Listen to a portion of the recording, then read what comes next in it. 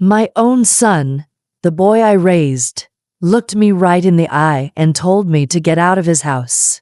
In that split second, I felt a betrayal so deep I thought it would shatter me. The words didn't just hang in the air. They tore through decades of love and sacrifice, leaving a wound so deep I could barely breathe. I can still see the coldness in his eyes, the hard set of his jaw. A stranger was standing where my son used to be. The drive home was a blur of tears, and the silence in the car was louder than any argument. It felt like the entire foundation of my life had just cracked. I never could have guessed that my husband's response wouldn't just expose our family's secrets, but would ignite a legal battle that shocked everyone. What felt like the end of my world was really just the beginning of a story so twisted. It's still hard to believe it happened to us. This is the story of how my family fell apart, and how the man I married refused to let the truth stay buried to really understand that betrayal. Find out what happens next. Like, subscribe, and hit the bell to follow this incredible story of resilience. You have to see the world it destroyed. My husband, David, and I built our lives around a simple idea: family first. David's a retired accountant, a man of numbers and quiet strength. His love isn't about big speeches. It's in his steady, unwavering support. For 30 years, he's been my rock. And our son, Mark, was our whole world. From the moment he was born, he was the center of everything. We weren't rich, but we poured everything we had into him: our time, our energy, and all of our hearts. I remember all the late nights helping with homework, and the endless soccer games where David and I cheered from the sidelines, rain or shine. I remember the pride that swelled in my chest at his high school graduation, a feeling so strong it brought me to tears. We truly believed we were raising a good, kind, and responsible man. We taught him about honesty and family, and we thought he'd been listening. When Mark met Sarah, we were thrilled. She was bright and ambitious, maybe a little more reserved than our loud family, but we welcomed her with open arms. We just wanted to see our son happy. Their wedding was one of the proudest days of our lives. As David and I watched our son start this new chapter, we both cried. A few years later, when they wanted to buy their first house, we didn't hesitate. It was a beautiful colonial with a big backyard, perfect for the grandchildren we hoped for. The down payment was steep, more than they could handle. David and I had a modest savings account we'd been building for our retirement, for that trip to Italy we always dreamed of. But when Mark came to us, looking so hopeful, we knew what we had to do. We gave them almost all of it. We never saw it as a loan. It was just what you do for family. David, with his accounting background, even helped Mark set up the finances for his new freelance business. Just a father making sure his son got off to a good start. That house wasn't just wood and nails. It was a symbol of the bright future we had helped build. We'd have Sunday dinners there, filling the rooms with laughter, looking at our son, his lovely wife, and their beautiful home. I really believed we had done everything right. I felt so certain that our family was unbreakable. I had no idea it was all an illusion, about to be smashed to pieces. The illusion started cracking right after our granddaughter, Lily, was born. I was overjoyed.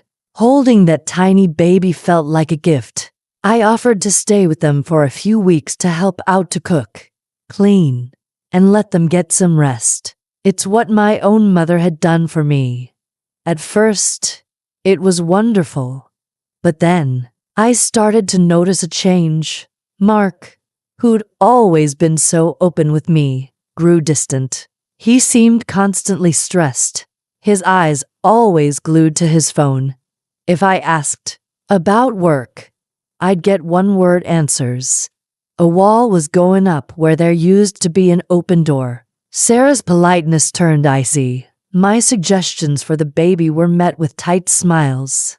When I tried to clean the kitchen, she acted like I was criticizing her. I felt like I was walking on eggshells in the very house I'd helped them buy. The tension in the house grew so thick. You could feel it. I tried talking to Mark, asking if he was okay. Just tired, Mom, he'd say. New baby, you know. But I knew my son. This was more than being tired. This was a deep-seated anxiety he was trying to hide. The breaking point came on a Tuesday, and it started over something completely ridiculous. I had bought a different brand of diapers than the one Sarah liked. She made a sharp comment about how I never listen. I was exhausted and hurt, and I snapped back that I was only trying to help. That little spark hit a powder keg. Sarah launched into a tirade about how I was overbearing, trying to take over her role as a mother, and how this was her house. I was just stunned, my heart pounding. I looked at Mark, hoping he would be the peacemaker, the son I knew, but the man who turned to me was someone I didn't recognize. His face was a mask of cold fury. She's right, Mom, he said, his voice dangerously low. You come in here acting like you own the place. You're always interfering. Mark, that's not true, I whispered. I love you. I was just trying to help. We don't need your help. He exploded. This is my house, my life, and if you can't respect our boundaries, then you can just leave. That last word, leave, hit me like a physical blow. The world tilted. My own son, telling me to get out. Sarah stood behind him, a smug look of triumph on her face. In that instant, I saw it. This wasn't just a random argument. This was a calculated eviction. The pain was so intense it stole the air from my lungs. I don't remember gathering my things or walking out the door. The next thing I knew, I was in my car, hands shaking so badly I could barely hold the steering wheel. Tears were streaming down my face. I pulled over and called David. When he answered, all I could get out was a sob. I told him our son had kicked me out. The line was silent for a moment, and then I heard him take a slow, heavy breath. Come home, Clara, he said, his voice tight with a fury I'd rarely ever heard. Just come home. And as I drove, I knew that whatever had just been broken could never be put back together. The next few days were a fog of grief. It was like mourning someone who was still alive. I'd wander through our quiet house, see a picture of Mark as a little boy, and the pain would hit me all over again. I couldn't eat. I couldn't sleep. I just replayed that horrible moment in my head, trying to figure out what I did wrong. David was my anchor, but I could see this was taking a toll on him, too. His anger had settled into a quiet, simmering resolve that scared me. His face, usually so kind, was now a stony mask. He'd hold me when I cried and listen when I vented, but I could see a storm brewing in his eyes. We tried to fix it, of course.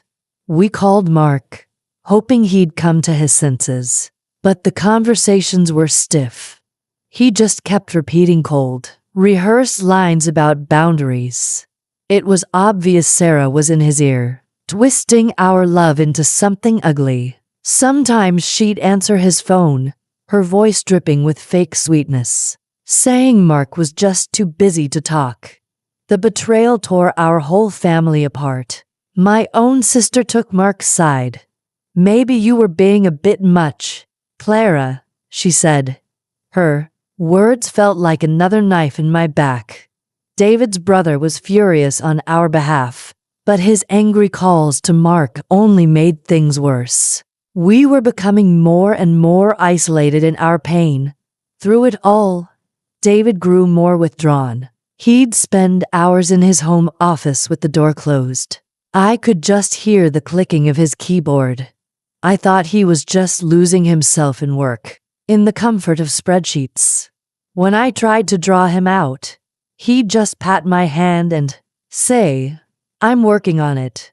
Clara, I'm handling it." One evening, I found him just staring into the fireplace.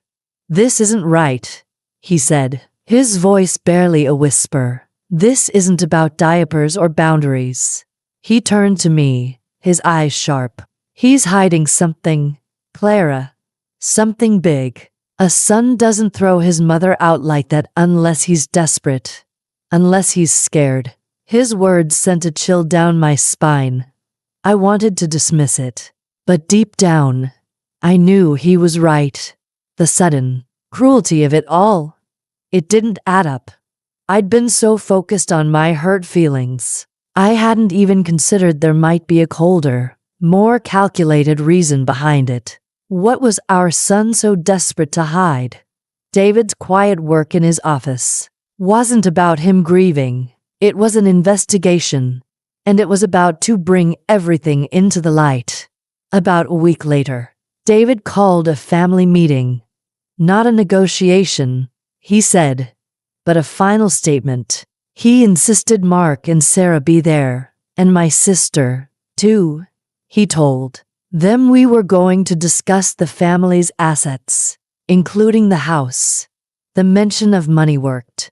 They all agreed to come over that Sunday. The tension in our dining room was suffocating. This was the same room where we'd celebrated so many birthdays. Now, it felt like a courtroom. Mark and Sarah sat on one side, a united front of defiance. My sister sat with them, looking torn. Mark started. He pulled a piece of paper from his pocket and delivered a cold speech about generational separation.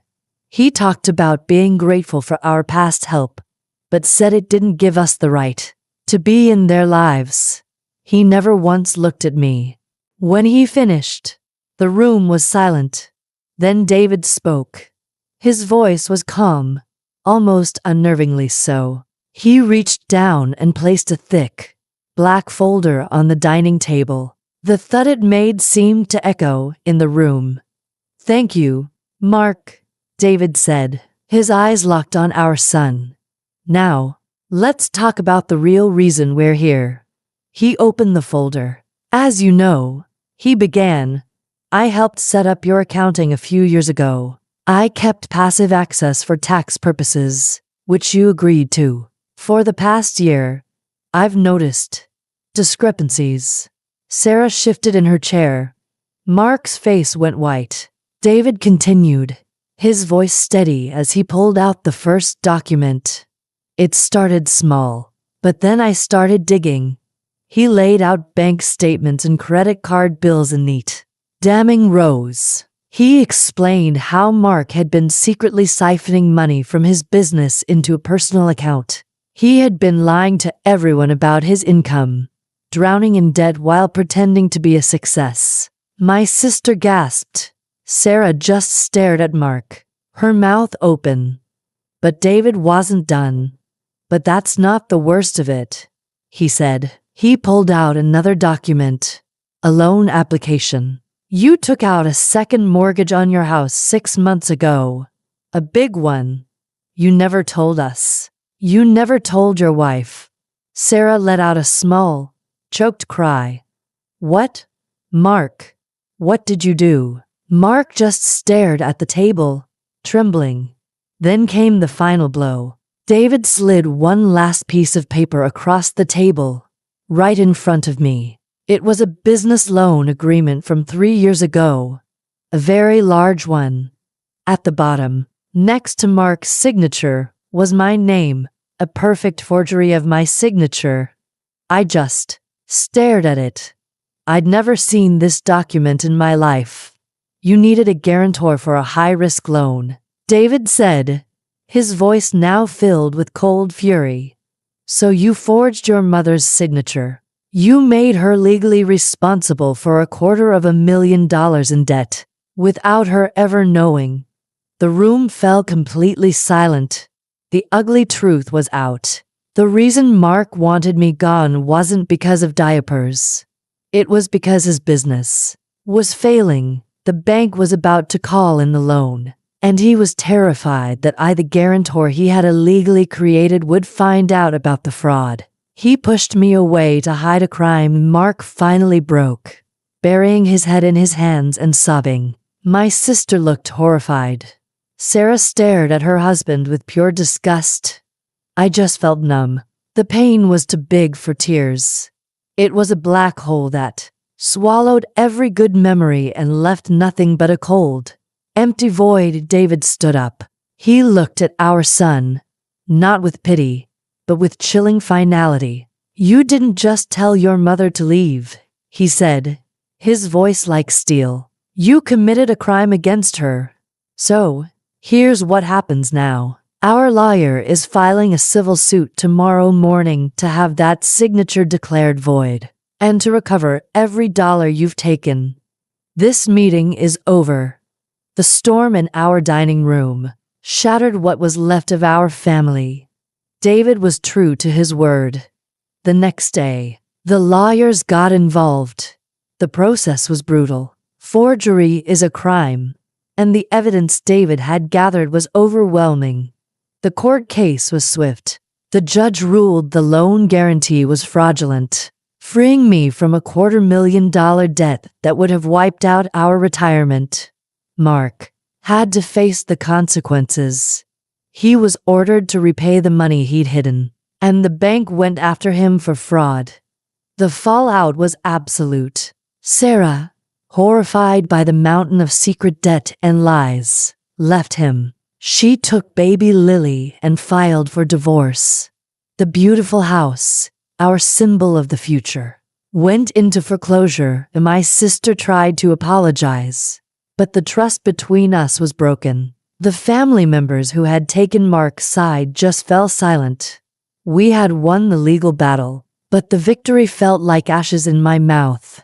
We saved our finances, but we lost our son. It's been 5 years. Life is different now. It's quieter. The sharp ache of betrayal has slowly faded into a dull scar. It's a permanent part of me, but it doesn't control me anymore.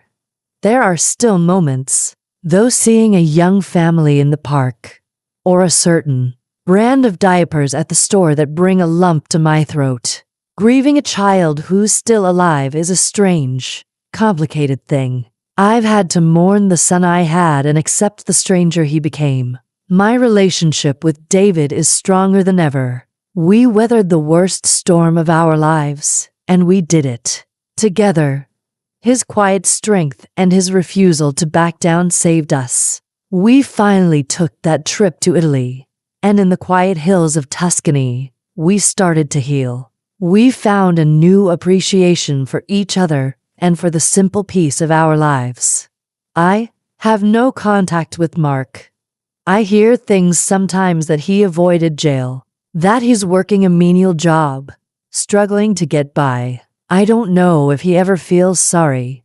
Sometimes, I wonder about my granddaughter, Lily, and I just hope she's happy. That's a separate, quieter heartbreak I carry. The lessons I learned were brutal. I learned that love can't save someone who is determined to deceive you. I learned that you have to trust your instincts. And I learned that sometimes setting boundaries isn't about pushing people away, but about protecting yourself. The pain of what my son did is something I will carry forever, but I refuse to let it define me. I've learned that even after the worst storm, you can find peace, you can rebuild, and you can step back into the sunlight. Betrayal by a family member is one of the deepest wounds there is. It can make you question everything you thought was true. If any part of my story feels familiar to you, please feel free to share your own experience in the comments. It's so important to know that you aren't alone in these struggles. If you found this story meaningful, Please give it a like and subscribe for more true stories of resilience. Thank you for listening. Remember to be kind to yourself. Healing is always possible, even from the deepest wounds. If you found this story meaningful, please give it a like. Subscribe to the channel for more stories of resilience. And don't forget to ring the bell for notifications. Thank you.